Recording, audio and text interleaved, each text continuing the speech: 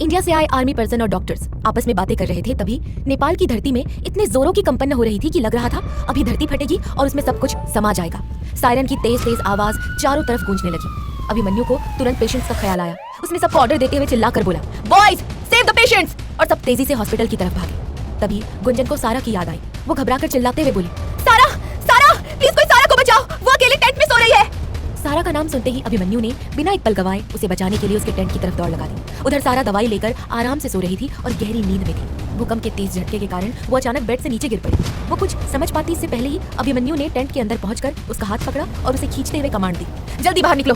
सारा अभी भी नींद के खुमार में ही थी, इसलिए वो वहीं जड़ होकर खड़ी रही, जैसे उसका दिमाग काम ही ना कर रहा हो। तभी भूकंप के एक और तेज झटके के कारण टेंट उखड़ गया और टेंट की सीलिंग में लगा हुआ लोहे का रॉड निकलकर सीधे सारा के ऊपर गिरने वाला था। अभिमन्यु का ध्यान जैसे ही सारा के ऊपर गया, उसने फुर्ती से सारा को अपनी तरफ खींच लिया। सारा को तो खरोच तक नहीं आई, लेकिन भारी लोहा अभिमन्यु के हाथ से टकरा गया, जिससे उसका हाथ पूरी तरह जख्मी हो गया। अपनी चोट की परवाह किए बिना अभिमन्यु तुरंत सारा को खींचकर टेंट से बाहर ले आया। सारा अभी तक पूरी तरह होश में नहीं आ पाई थी, लेकिन जैसे ही उसकी नजर अभिमन्यु के हाथ पर पड़ी और वहां से खून बहता देखा, उसकी नींद पल भर में उड़ गई। वो तेजी से आगे बढ़ी और अभिमन्यु के जख्मी हाथ को अपने हाथों में थामते हुए फिर से बोली, आपके हाथ से तो बहुत खून निकल रहा है, अब प्लीज मेरे साथ आइए। अभिमन्यु ने अपना हाथ सारा के हाथ से छुड़ाते हुए कहा, कुछ नहीं हुआ है, मैं ठीक हूँ, आप जल्दी से यहाँ से निकलकर अपनी टीम के पास जाइए। लेकिन अब सारा ने धीरे से कहा। अभिमन्यु ने सारा की तरफ देखते हुए गंभीर आवाज में कहा, हम आर्मी वालों के लिए अपनी जान से ज्यादा दूसरों की जान प्यारी होती है, आप जाइए। सारा अभिमन्यु को इस हाल में छोड़कर बिल्कुल भी नहीं जाना चाहती थी। उसे अंदर ही अंदर बहुत अफसोस हो रहा था कि अभिमन्यु को ये चोट उसकी वजह से लगी है। वो जिद करते हुए बोली, नहीं मैं नहीं जाऊंगी, मैं भी पहले अपने पेशेंट्स को देखूंगी। ये कहते हुए वो अभिमन्यु के साथ ही हॉस्पिटल के अंदर चली गई। 10 मिनट के बाद जब सब कुछ शांत हुआ, तब तक सभी को अंदर से सुरक्षित बाहर निकालकर खुले मैदान में इकट्ठा कर लिया गया था। एक दूसरे को सही सलामत देखकर सब राहत की सांस ले रहे थे। किस्मत से यहाँ किसी को ज्यादा गंभीर चोट नहीं आई थी, लेकिन अभी जो मंजर सबने देखा था उससे साफ था कि इस भूकंप ने नेपाल में एक बार फिर भारी तबाही मचाई होगी। हॉस्पिटल के सायरन अभी भी लगातार बज रहे थे। पूरी दुनिया में फिर से एक भयानक तबाही की खबर फैल चुकी थी। ये दूसरी बार था जब नेपाल की धरती इतनी बुरी तरह कांपी थी। ऐसा लग रहा था मानो हिमालय इस बार सब कुछ खुद में ही संभाल लेना चाहता हो। जब बाहर का माहौल थोड़ा शांत हुआ तो सारा ने अभिमन्यु के हाथ की तरफ देखते हुए कहा, अभी आपके हाथ से ब्लड निकल रहा है, इसका ट्रीटमेंट होना बहुत जरूरी है, वरना इन्फेक्शन होने का डर रहेगा। अभिमन्यु ने लापरवाही से मुस्कुराते हुए कहा, अरे कुछ नहीं होगा, आप चिंता मत कीजिए, हमारे लिए ये तो हर दिन की बात है। सारा ने गुस्से से अभिमन्यु की आंखों में देखते हुए पूछा, यहाँ डॉक्टर कौन है? सारा को इस तरह गुस्से में देखकर अभिमन्यु मुस्कुरा पड़ा और बोला, जी आप, तो फिर जैसा मैं बोल रही हूँ वैसा कीजिए, चुपचाप मेरे साथ आइए। ये कहते हुए सारा मेडिकल रूम की तरफ बढ़ गई और अभिमन्यु भी मुस्कुराता हुआ उसके पीछे पीछे चल दिया। सारा ने एक कुर्सी की तरफ इशारा करते हुए कहा, आप यहाँ बैठ जाइए। अभिमन्यु जैसे ही कुर्सी पर बैठने के लिए आगे बढ़ा, तभी एक नेपाली मेजर वहाँ आया और सारा को सैल्यूट करते हुए सम्मान से बोला, राजकुमारी जी, आपके लिए रानी जी का कॉल है। मेजर की बात सुनकर अभिमन्यु को कुछ समझ नहीं आया। वो पूरी तरह कंफ्यूज होकर सारा का चेहरा देखने लगा कि आखिर ये सब चल क्या रहा है। सारा ने भी एक बार अभिमन्यु की तरफ देखा, फिर मेजर के हाथ से सैटेलाइट फोन ले लिया। उसने अभिमन्यु को उंगली से 2 मिनट रुकने का इशारा किया और फोन कान से लगाते हुए बोली, हेलो मम्मा। इसके बाद वो बात करने के लिए अभिमन्यु से थोड़ी दूर आगे बढ़ गई। सारा के जाते ही अभिमन्यु ने उस नेपाली मेजर की तरफ देखा और पूछा, अभी अभी आपने डॉक्टर सारा को राजकुमारी कहा ना? मेजर ने बड़े ही अदब से सिर झुकाते हुए जवाब दिया, जी साहब, ये हमारी रानी सिया सिंह राजवंश की बेटी राजकुमारी सारा सिंह राजवंश है। अभिमन्यु चौंकते हुए बोला, क्या? वो मेजर से आगे कुछ और पूछ पाता तब तक सारा वापस आ गई। उसने फोन मेजर को लौटाते हुए सख्त लहजे में कहा, आज के बाद हम उम्मीद करते हैं कि आप हमें सिर्फ डॉक्टर सारा के नाम से ही बुलाएंगे और यहाँ किसी को भी ये नहीं पता चलना चाहिए कि हम कौन हैं। Okay madam. कहते हुए मेजर ने सारा को सैल्यूट किया और वहां से चला गया। अभिमन्यु अभी भी गहरे सोच विचार में वहीं खड़ा था। सारा ने हाथों में ग्लव्स पहनते हुए उससे कहा, क्या अब आप बैठने का कष्ट करेंगे? अभिमन्यु हड़बड़ाते हुए बोला, जी बिल्कुल डॉक्टर, और वो तुरंत कुर्सी पर जाकर बैठ गया। फिर उसने उत्सुकता से सारा की तरफ देखा और पूछा, जब आप एक राजकुमारी हैं तो यहाँ इस हालात में क्या कर रही हैं और अपनी पहचान सबसे क्यों छुपा रही हैं? सारा ने फर्स्ट एड बॉक्स खोलते हुए बहुत ही सादगी में जवाब दिया, मैं एक डॉक्टर पहले हूँ और राजकुमारी बाद में। रही बात अपनी पहचान छुपाने की, तो मैं बस ये चाहती हूँ कि लोग मुझे मेरे काम से जाने, ना कि किसी वंशावली से। जैसे ही यहाँ सबको पता चलेगा कि मैं कौन हूँ, सबका व्यवहार बदल जाएगा और लोग मुझे रॉयल ट्रीटमेंट देने लग जाएंगे, जो मैं बिल्कुल नहीं चाहती। ये सब मेरे अपने लोग हैं और मैं खुद इनके बीच रहकर इनका दर्द बांटना चाहती हूँ। बस इसीलिए मुझे लगता है कि मैं सिर्फ डॉक्टर ही ठीक हूँ। अभिमन्यु मंत्रमुग्ध सा होकर सारा को देखता रह गया। उसके दिल में सारा के लिए इज्जत और बढ़ गई थी। वो भावुक होकर बोला, मेरी नजर में आपके लिए सम्मान और ज्यादा बढ़ गया है। मुझे आपकी बातें बहुत अच्छी लगी राजकुमारी। सारा झूठा गुस्सा दिखाते हुए बोली, राजकुमारी नहीं, सिर्फ डॉक्टर सारा, और हाँ प्लीज आप मुझे सारा कहकर ही बुलाइए, मुझे अच्छा लगेगा। अभिमन्यु मुस्कुराते हुए बोला, ओके सारा, अब से मैं आपको सारा कहकर ही बुलाऊंगा। सारा ने अभिमन्यु की तरफ देखते हुए पूछा, एक और रिक्वेस्ट है, क्या आप मानेंगे? अभिमन्यु ने अपनी आईब्रो को ऊपर उठाते हुए कहा, क्या? सारा ने कॉटन पर अपनी नजर टिकाते हुए कहा, आप प्लीज मुझे आप कहकर मत बुलाइए। अभिमन्यु मुस्कुराते हुए बोला, ठीक है, अब से नहीं बोलूंगा। सारा कॉटन से उसका ब्लड साफ करते हुए बोली, सर यदि आपको दर्द हो तो बता दीजिएगा। अभिमन्यु ने धीरे से कहा। सारा ने हैरानी से अभिमन्यु की तरफ देखते हुए पूछा, जी? अभिमन्यु ने सारा की हैरान आंखों में देखते हुए कहा, मेरा नाम अभिमन्यु है और तुम भी मुझे अभिमन्यु कहकर बुला सकती हो, मैं बिल्कुल बुरा नहीं मानूंगा। सारा ने शर्माते हुए अपना सिर नीचे कर लिया और बोली, जी ठीक है। फिर वो अभिमन्यु की चोट को अच्छे से साफ करके उस पर बैंडेज बांधने लगी। अभिमन्यु पूरे समय चुपचाप सारा को देखता रहा और मन ही मन सोचता रहा कि आज से पहले इलाज करवाते हुए उसे कभी इतना अच्छा क्यों नहीं लगा। हमेशा तो यही मन करता था कि कब यहाँ से भागूं, लेकिन आज तो दिल कह रहा है कि बस यही बैठा रहूं और सारा यूं ही मेरा हाथ पकड़े बैंडेज बांधती रहे। तभी पीछे से आवाज आई, कैप्टन, लगता है चोट काफी गहरी लगी है। अभिमन्यु ने पीछे मुड़कर देखा तो विक्रम और सिद्धार्थ खड़े मुस्कुरा रहे थे। सारा अपना सामान वापस बॉक्स में रखते हुए बोली, हाँ चोट तो लगी है लेकिन उतनी गहरी नहीं है, जल्दी ठीक हो जाएगी, बस इन्हें थोड़ा ध्यान रखना होगा और समय पर पट्टी चेंज करवानी होगी। अच्छा अब आप लोग बात कीजिए, मैं नम्रता से मिल लेती हूँ। ये कहते हुए सारा वहां से चली गई। अभिमन्यु के हाथों में चोट लगी थी और डॉक्टर होने के नाते सारा उसे पट्टी कर रही थी। पट्टी करने के बाद सारा नम्रता से मिलने का कहकर वहां से चली गई। अभिमन्यु भी वहां से उठकर जाने लगा तो विक्रम ने उसका रास्ता रोकते हुए कहा, क्या कैप्टन, दोस्तों से तो कभी नहीं कहा कि वो तुम्हें प्यार से अभिमन्यु बुलाए। विक्रम सारा के बारे में बात कर रहा था, वो अभिमन्यु को जानबूझकर छेड़ रहा था। अभिमन्यु ने घूरकर विक्रम को देखा, तभी सिद्धार्थ ने अभिमन्यु के कंधे पर हाथ रखते हुए चुटकी ली। वैसे भाभी ने और क्या क्या कहा जो तुम इतना मुस्कुराते हुए उन्हें देख रहे थे? अभिमन्यु ने अपनी कोहनी से सिद्धार्थ के पेट में हल्का सा मारते हुए कहा, तो तुम दोनों छुपकर हमारी बातें सुन रहे थे? बिल्कुल अच्छे दोस्त नहीं हो तुम दोनों। विक्रम हंसते हुए बोला, अच्छा अब गुस्सा मत हो और बता भी दो कि हमारी भाभी और क्या क्या कह रही थी। तुम दोनों पागल हो गए हो क्या? क्या भाभी भाभी लगा रखा है? और हाँ, ऐसा कुछ भी नहीं है जैसा तुम दोनों के दिमाग में चल रहा है। वो ऐसा कुछ नहीं बोली। यदि तुम दोनों को तुम्हारा जवाब मिल गया हो तो क्या अब हम अपने वॉर रूम में चले, देखें कि आगे सब कुछ कैसे मैनेज करना है। ये कहते हुए अभिमन्यु तेजी से आगे बढ़ गया और विक्रम तथा सिद्धार्थ भी मुंह लटकाए उसके पीछे पीछे चल दिए। भूकंप से पूरे नेपाल में दहशत फैल गई थी। हर जगह से बहुत ही दर्दनाक और बुरी खबरें आने लगी थी। अभिमन्यु अपनी टीम और नेपाली आर्मी के साथ आगे की रणनीति पर विचार कर रहा था। वॉर रूम में काफी माथापच्ची चल रही थी और ऊपर की अथॉरिटी भी लगातार उन्हें जरूरी मशवरे दे रही थी। सबसे बड़ी दिक्कत ये थी कि बहुत सारे गाँव में भारी डैमेज हुआ था। सभी घायलों को इस मुख्य कैंप में लाना बिल्कुल संभव नहीं था क्योंकि रास्ते पूरी तरह ब्लॉक हो चुके थे। ना तो वहाँ हेलीकॉप्टर उतर सकता था और ना ही सारी मेडिकल टीम एक साथ वहाँ भेजी जा सकती थी। अंत में हर परिस्थिति को ध्यान में रखते हुए ये फैसला किया गया कि कुछ डॉक्टर्स कैंप में ही रहकर यहाँ के पेशेंट्स का इलाज करेंगे और कुछ डॉक्टर्स एक एक आर्मी ऑफिसर के साथ मेडिसिन और जरूरी सामान लेकर अलग अलग गाँव में जाएंगे और वहाँ जमीनी स्तर पर लोगों का ट्रीटमेंट करेंगे। तय रणनीति के मुताबिक हर आर्मी ऑफिसर के साथ एक एक डॉक्टर को अलॉट किया गया। अभिमन्यु के साथ सारा को असाइन करते हुए नेपाली कमांडर ने बेहद गंभीर होकर कहा, कैप्टन, आपको डॉक्टर सारा के साथ भेजने का हमारा सबसे बड़ा मकसद उनकी सेफ्टी है क्योंकि हमें पूरा यकीन है कि आपकी सुरक्षा और सूझबूझ से ज्यादा काबिल दूसरा कोई ऑफिसर यहाँ नहीं हो सकता। आप उनका पूरा ख्याल रखेंगे। अभिमन्यु ने भी कमांडर की आंखों में देखते हुए उन्हें पूरा विश्वास दिलाया कि उनकी राजकुमारी की सुरक्षा को वो अपनी जान से भी ऊपर और सबसे पहले रखेगा। दूसरे दिन सुबह ही सबको अपने अपने ठिकाने की तरफ निकलना था। सभी डॉक्टर्स को बता दिया गया था कि उन्हें कहां और किसके साथ जाना है। सारा को जब अभिमन्यु का नाम बताया गया तो उसे कुछ समझ नहीं आ रहा था कि वो कैसा महसूस कर रही है। जिसे वो एक नजर देख भी नहीं पाती थी, उसके साथ अकेले 2 दिन के लिए जाना, ये तो बहुत मुश्किल होगा। पता नहीं अभिमन्यु के सामने आते ही मुझे क्या हो जाता है। ये सब सोचते हुए सारा अपना बैग पैक कर रही थी। दूसरे दिन सुबह सब निकलने के लिए तैयार थे। अभिमन्यु अपनी army uniform, long black boots और आर्मी कैप पहने, आंखों पर ब्लैक शेड्स लगाए जीप की ड्राइविंग सीट पर बैठा सारा का इंतजार कर रहा था। कुछ देर बाद सारा हल्के आसमानी रंग का प्लेन सलवार सूट और मैचिंग दुपट्टा पहने बाहर आई। उसके लंबे बाल एक चोटी में बंधे हुए आगे की तरफ झूल रहे थे और साथ ही बालों की 2 पतली पतली लटें उसके खूबसूरत चेहरे को छू रही थी। वो अपना बैग थामे हुए जीप की तरफ ही आ रही थी। उसे देखते ही अभिमन्यु जीप से उतरा और गेट खोलकर खड़ा हो गया। सारा ने हल्की स्माइल के साथ अपने दुपट्टे को संभाला और जीप में बैठ गई। अभिमन्यु गेट बंद करके ड्राइविंग सीट पर आकर बैठा और गांव के लिए निकल पड़ा। भूकंप के कारण रास्ते काफी टूट फूट गए थे। सारा खुद में ही सिमटी हुई बैठी थी। कहने को तो आज वो काफी बोल्ड और कॉन्फिडेंट रही थी, लेकिन आज न जाने क्यों वो मन ही मन अभिमन्यु के साथ घबरा रही थी। वो खिड़की से बाहर देखती हुई अपने दुपट्टे के कोने को घबराहट में अपनी उंगली में लपेटे जा रही थी। अभिमन्यु का ध्यान सारा के हाथ पर गया। वो ड्राइव करते हुए बोला, कहीं तुम्हें मेरे साथ डर तो नहीं लग रहा है ना? सारा ये सुनते हुए अपना सिर ना में हिलाते हुए बोली, नहीं तो। अभिमन्यु ने एक तिरछी मुस्कान के साथ कहा, तो फिर दुपट्टे को उंगली में लपेटना तुम्हारी आदत है? सारा ने तुरंत अपने दुपट्टे को छोड़ा और हैरानी से अभिमन्यु की तरफ देखा। अभिमन्यु उसके इस तरह पकड़े जाने पर हैरान होते हुए देख मुस्कुरा पड़ा। सारा ने अपनी चोरी पकड़े जाने पर तुरंत अपनी नजरें झुका ली। आधा दिन बीत चुका था, लेकिन दोनों के बीच अभी तक खामोशी छाई हुई थी। लेकिन कहते हैं ना, खामोशी की भी अपनी एक जुबान होती है, और इस वक्त वही हाल उन दोनों का था।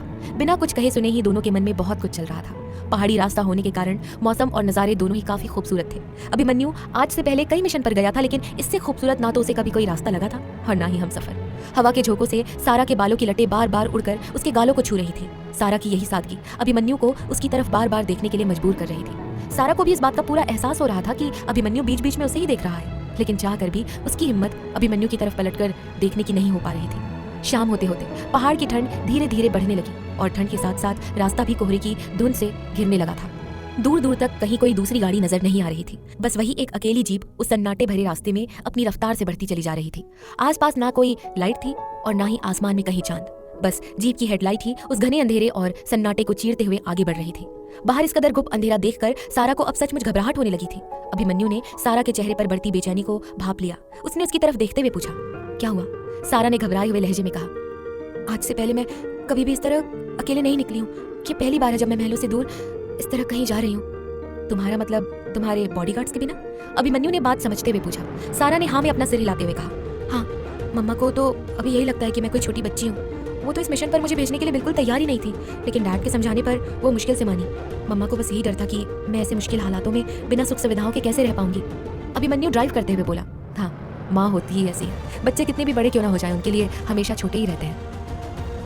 धीरे धीरे सारा अभिमन्यु के साथ बात करते करते काफी कंफर्टेबल होने लगी थी। अब दोनों के बीच की झिझक कम हो चुकी थी और वो एक दूसरे को अपने घर, परिवार और करियर के बारे में बताने लगे। तभी कोहरा और घना हो गया। अभिमन्यु ने रास्ते की तरफ ध्यान से देखते हुए कहा, धुंध के कारण आगे का कुछ भी दिखाई नहीं दे रहा है। शायद हमें आज रात यहीं रुकना होगा, क्योंकि इस धुंध में आगे के रास्ते के बारे में कुछ पता नहीं चल पा रहा है। सारा ने डरते हुए बाहर देखा और बोली, क्या यहाँ? ये तो पूरा जंगल है, यहाँ तो जंगली जानवर भी होंगे। जरूर होंगे, लेकिन क्या कर सकते हैं, हमें यहाँ रुकना ही होगा, क्योंकि अगर ड्राइविंग में थोड़ी भी चूक हुई तो हम दोनों सीधे खाई में होंगे और फिर हमारी मुलाकात भगवान के घर पर ही होगी। अभिमन्यु ने माहौल को हल्का करने के लिए हंसते हुए कहा। सारा उसकी बात सुनकर चुप ही रही। उसका दिल जोर से धड़क रहा था।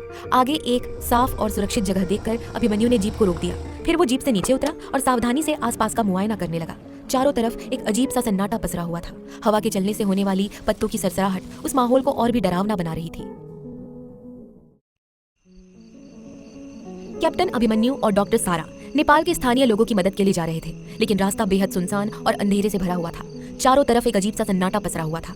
हवा के चलने से होने वाली पत्तों की सरसराहट उस माहौल को और भी डरावना बना रही थी।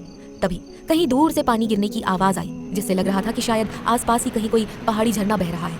अभिमन्यु जीप के पास आया और टॉर्च निकालते हुए सारा से बोला, तुम जीप में ही बैठी रहो, तब तक मैं आग जलाने की व्यवस्था करता हूँ। अभिमन्यु ने टॉर्च की रोशनी में सूखी लकड़ियां और पत्ते इकट्ठे किए और जीप से थोड़ी दूर आग जला दी। फिर वो वापस सारा के पास आया, जो घने अंधेरे के डर से सहमी हुई बैठी थी। अभिमन्यु ने उसका दरवाजा खोलते हुए कहा, बाहर आ जाओ, आग जला दी है। सारा धीरे से जीप से उतरी और डरते डरते अपने चारों तरफ देखने लगी। वो दोनों इस वक्त एक घने जंगल के बीचों बीच थे। तभी हवा का एक तेज और बर्फीला झोंका आया, जिससे सारा ठंड से सिहर उठी। उसने तुरंत अपने दोनों हाथों को मोड़कर खुद को समेट लिया और ठंड से बचने की कोशिश करने लगी। सारा को इस तरह ठंड में ठिठुरते देख अभिमन्यु उसके पास आया और पूछा, क्या चाहती होगी? सारा ने तुरंत अभिमन्यु की तरफ देखा और अपना सिर हाँ में हिला दिया। लेकिन फिर उसे इस सुनसान जगह का ख्याल आया तो वो उलझन में बोली, लेकिन यहाँ कैसे? यहाँ तो कोई रेस्टोरेंट या दुकान भी नहीं है। सारा का ये मासूम सा जवाब सुनकर अभिमन्यु खिलखिलाकर हंस पड़ा। वो जीप के पीछे का दरवाजा खोलते हुए बोला, तुम्हारे लिए ये पहला एक्सपीरियंस होगा, लेकिन हम आर्मी वाले अक्सर ऐसे सिचुएशन से गुजरते रहते हैं। हमें तो ये भी मालूम नहीं होता कि हमें कब, कहाँ और किस हाल में रहना पड़ जाए, इसलिए हम हमेशा टफ से टफ सिचुएशन के लिए तैयार रहते हैं। ये कहते हुए अभिमन्यु ने अपने बैग से एक छोटी केटली निकाली, उसमें बोतल से पानी भरा और उसे आग पर गर्म होने के लिए रख दिया। सारा बड़े गौर से और कौतूहल के साथ उसकी इन सब तैयारियों को देख रही थी। पानी उबलने के बाद अभिमन्यु ने टी बैग को कप में डाला और सारा की तरफ देखते हुए बड़ी ही संजीदगी से बोला, सारा, तुम्हें कहीं मुझसे डर तो नहीं लग रहा है ना? क्योंकि इस घने जंगल में इस वक्त हम दोनों के सिवा और कोई भी नहीं है, और वैसे भी हम दोनों एक दूसरे के लिए बिल्कुल अनजान हैं। सारा ने एक गहरी सांस ली और बड़ी ही नजाकत से बोली, डर का तो पता नहीं, लेकिन आपके साथ मैं खुद को काफी महफूज महसूस कर रही हूँ। ये सुनते ही अभिमन्यु ने चाय के कप से अपनी नजरें हटाई और मुस्कुराते हुए सारा की तरफ देखा। सारा ने अपनी नजरें नीचे झुका ली और आगे बोली, जो इंसान बिना जाने पहचाने मुझे गिरने से बचा सकता है, उस पर मैं विश्वास कैसे न करूं? यदि उस दिन आप मुझे नहीं संभालते तो शायद मैं इस वक्त नेपाल के बदले कहीं किसी हॉस्पिटल के बेड पर होती। अभिमन्यु अपनी गहरी आंखों से सारा को देखते हुए बोला, तुम्हें नहीं लगता कि किसी के ऊपर इतनी जल्दी विश्वास करना थोड़ी जल्दबाजी है? सारा ने धीरे से अपनी झुकी हुई पलकों को उठाया और अभिमन्यु की आंखों में देखते हुए बोली, आपको पता है, किसी पर विश्वास करने के लिए कोई सीमा नहीं होती। कभी कभी पूरी उम्र भी कम पड़ जाती है किसी पर विश्वास करने के लिए, तो कभी महज एक पल ही काफी होता है किसी को अपना मानने के लिए। अभिमन्यु ने उसकी बात सुनकर एक पल के लिए ठहराव महसूस किया। वो चाय का कप सारा के हाथ में थमाते हुए बेहद संजीदगी से बोला, थैंक्स, तुम्हें शायद अंदाजा भी नहीं है कि तुमने आज कितनी बड़ी बात कह दी है। बस एक ही बात कहना चाहता हूँ, मैं जिंदगी में कभी भी तुम्हारे इस विश्वास को टूटने नहीं दूंगा। सारा ने मुस्कुराकर चाय का कप ले लिया और आग के पास आकर बैठ गई। वो कप को अपने दोनों हाथों से पकड़े हुए धीरे धीरे चाय की चुस्कियां लेने लगी। चाय का पहला घूंट हलक से नीचे उतरते ही सारा को कड़ाके की ठंड से कुछ राहत महसूस हुई। चाय पीने के बाद अभिमन्यु ने जीप से पैक्ड फूड निकाला और उसे गर्म पानी में डाल दिया ताकि वो खाने लायक हो जाए। कुछ देर बाद उसने खाने को प्लेट में निकाला और एक प्लेट सारा की तरफ बढ़ा दी। दूसरी प्लेट खुद लेकर वो सारा से कुछ ही दूरी पर जाकर बैठ गया। सारा चुपचाप अपनी नजरें झुकाए हुए सादगी से खाना खाने लगी। वहीं अभिमन्यु खाना खाते हुए लगातार सारा को ही निहार रहा था। ये वक्त अभिमन्यु के लिए किसी बेहद हसीन सपने की तरह था, जहां वो और सारा बिल्कुल एक दूसरे के आमने सामने बैठे थे। ना तो यहाँ उन्हें कोई डिस्टर्ब करने वाला था और ना ही कोई पाबंदी थी। आग की पीली और मध्यम रोशनी में सारा का वो मासूम चेहरा किसी चांद से भी ज्यादा खूबसूरत लग रहा था। अभिमन्यु जितना सारा को देख रहा था, वो उसके दिल में उतनी ही गहराई से उतरती जा रही थी। सारा ने जैसे ही अपना खाना खत्म करके अपनी नजरें उठाई, उसकी आंखें सीधे अभिमन्यु की आंखों से जा मिली। खुद को पकड़े जाते देख अभिमन्यु ने तुरंत अपनी नजरें अपनी प्लेट पर टिका ली और दोबारा खाना खाने का नाटक करने लगा। सारा ने मुस्कुराते हुए अपने पास रखी पानी की बोतल उठाई और पानी पीने लगी। फिर अपने हाथ साफ करके वो वापस से आग के बिल्कुल पास सिमट कर बैठ गई। आग की उस गर्माहट में उसे ठंड से राहत तो मिल रही थी, लेकिन बाहर चल रही तेज हवा और अंधेरे की सनसनाहट सारा के मन को अंदर ही अंदर डरा रही थी। उसे नहीं पता था कि कब तक वो दोनों यूं ही यहाँ बैठे रहेंगे। रात धीरे धीरे और गहरी होती जा रही थी और आसमान का रंग और भी डरावना तथा काला होते जा रहा था। जंगल से आती जंगली जानवरों की अजीब अजीब आवाजें और ऊपर से बादलों की गड़गड़ाहट सारा के दिल की धड़कनें बढ़ा रही थी। वो कुछ देर तक तो खुद को ढाढ़स बंधाती रही और मन ही मन समझाती रही कि सामने ही तो अभिमन्यु बैठा हुआ है, तो फिर किस बात का डर। लेकिन उसकी ये घबराहट और चेहरे का डर अभिमन्यु से छुपा नहीं था। वो चुपचाप बैठे बैठे सारा के बदलते चेहरे के भावों को बड़े गौर से देख रहा था। लेकिन तभी अचानक बिजली बहुत कसकर चमकी, जिसकी गड़गड़ाहट से सारा का दिल दहल गया। अब उसे और अकेले नहीं रहा गया। वो तुरंत अपनी जगह से उठी और तेज कदमों से चलते हुए सीधे अभिमन्यु के पास आकर खड़ी हो गई। अभिमन्यु ने जब उसे इस तरह अचानक अपने पास सहमे हुए खड़ा देखा तो उसने शांत आवाज में पूछा, क्या हुआ? वो बड़े ही भोलेपन और मासूमियत से अपनी डरी आंखें उठाकर बोली, क्या मैं आपके साथ बैठ जाऊं? मुझे वहां अकेले डर लग रहा है। अभिमन्यु के दिल में उसकी मासूमियत देखकर एक हलचल सी मची। उसने तुरंत अपने बगल की जगह की तरफ इशारा करते हुए मुस्कुरा कर कहा, हाँ क्यों नहीं, बैठो। सारा बिना एक पल गवाए अभिमन्यु के बिल्कुल बगल में बैठ गई। अभिमन्यु की मौजूदगी और उसका साथ मानो उसे खौफनाक माहौल से पूरी तरह निजात दिला रहा था। उसके पास बैठते ही सारा का डर जैसे आधा हो गया था। तभी काले बादलों ने आसमान को पूरी तरह घेर लिया। अभिमन्यु ने ऊपर आसमान की तरफ देखते हुए चिंता भरे लहजे में कहा, लगता है सारी मुसीबतें आज ही आने वाली हैं। आसमान के मिजाज को देखकर लग रहा है जैसे कुछ ही देर में बहुत जोरों की बारिश होगी। ठंडी हवाओं के थपेड़ों के कारण सारा खुद में सिमटती और ठंड से सिकुड़ती हुई बेहद धीरे से बोली।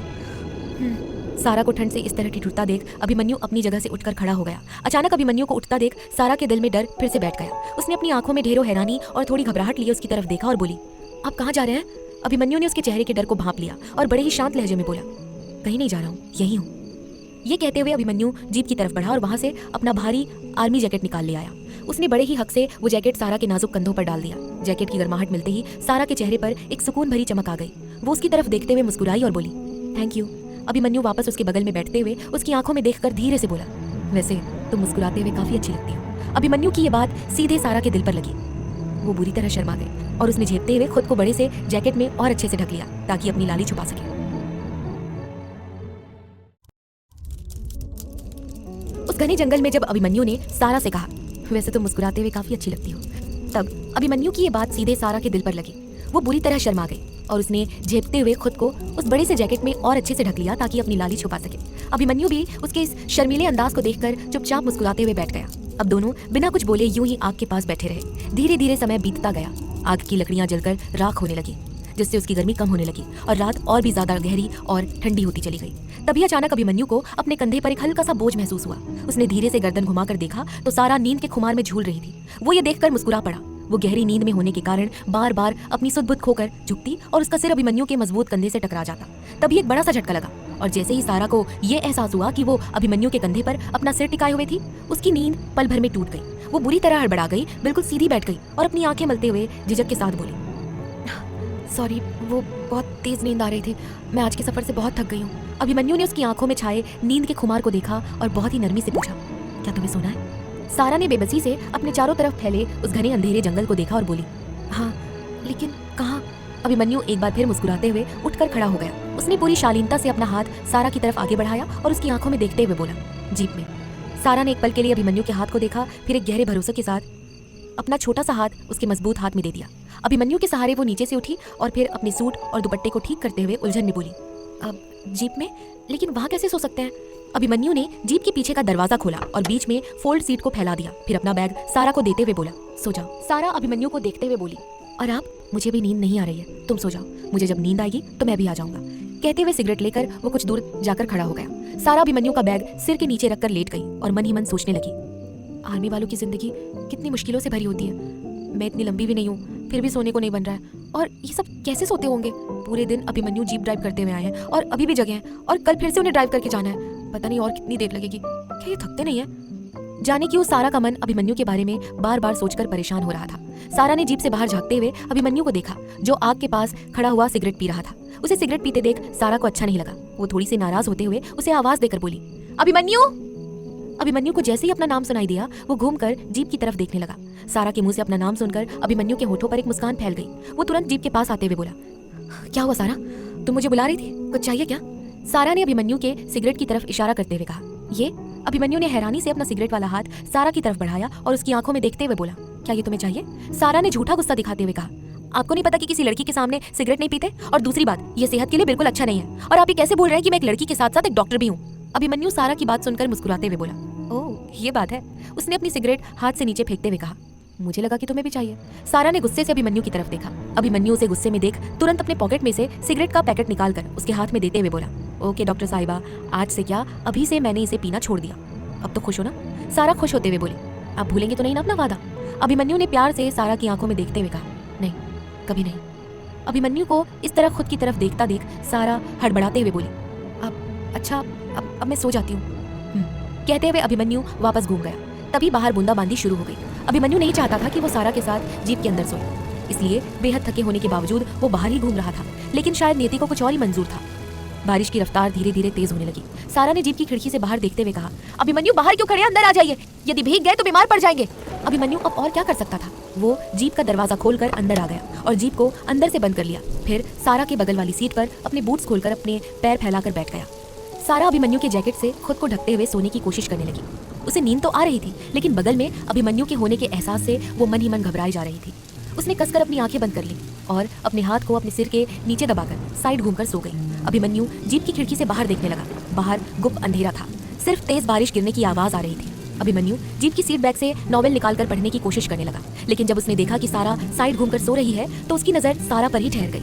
सारा को अपनी पीठ पर अभिमन्यु की नजर होने का एहसास हुआ। वो तुरंत अभिमन्यु की तरफ घूम गई। अभिमन्यु को भी कुछ समझ नहीं आ रहा था कि क्या करे। बाहर बारिश और अंदर सारा।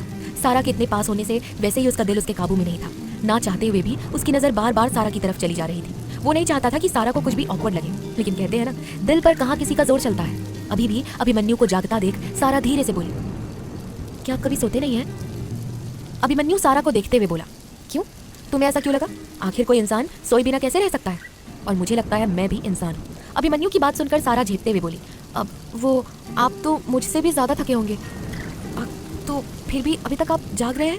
अभिमन्यु गहरी सांस लेते हुए बोला, तुम्हें नींद आ रही थी ना, तो तुम सो जाओ, मैं भी सो जाऊंगा कुछ देर में। सारा जीप में अपनी नजर इधर उधर घुमाते हुए बोली, अब नींद नहीं आ रही है। सारा की नजर लाइट पर देख अभिमन्यु ने पूछा, जीप की लाइट जल रही है कहीं, इसलिए तो तुम डिस्टर्ब नहीं हो रही हो? क्या मैं ऑफ कर दूं? सारा तुरंत खुश होते हुए बोली, हाँ प्लीज ऑफ कर दीजिए, हो सकता है फिर नींद आ जाए। ठीक है, कहते हुए अभिमन्यु ने जीप की लाइट ऑफ कर दी। अब अंदर और बाहर सिर्फ अंधेरा ही अंधेरा था, लेकिन सारा खुश थी कि उसे अभिमन्यु देख नहीं पाएगा। अभिमन्यु भी अपनी सीट पर आराम से लेट गया। वो दिन भर का थका था, उसे अब काफी रिलैक्स फील हो रहा था। कुछ देर बाद उसने अपनी साइड में देखा। अंधेरा होने के कारण सारा अच्छे से देख नहीं पा रही थी, लेकिन बगल में उसके होने के एहसास से अभिमन्यु का दिल जोरों से धड़क रहा था। अभिमन्यु आंखें बंद कर सोने की कोशिश करने लगा, लेकिन आंखें बंद करते ही सारा का वही चेहरा उसकी आंखों के सामने घूमने लगा जब उसने उसे पहली बार देखा था। अभिमन्यु ने तुरंत अपनी आंखें खोलकर सारा की तरफ देखा। तभी बिजली चमकी और उसकी रोशनी जैसे ही सारा के चेहरे पर पड़ी, अभिमन्यु को एहसास हुआ कि वो गहरी नींद में सो रही है। अभिमन्यु सारा की तरफ मुड़ गया और अपने सिर को हाथ के सहारे टिकाकर सारा को देखने लगा। जब भी बिजली की रोशनी सारा के चेहरे पर पड़ती, उसे देखकर पता नहीं अभिमन्यु को क्यों एक अजीब सा सुकून महसूस हो रहा था। सारा को देखते देखते कब अभिमन्यु की भी आंख लग गई, उसे पता ही नहीं चला।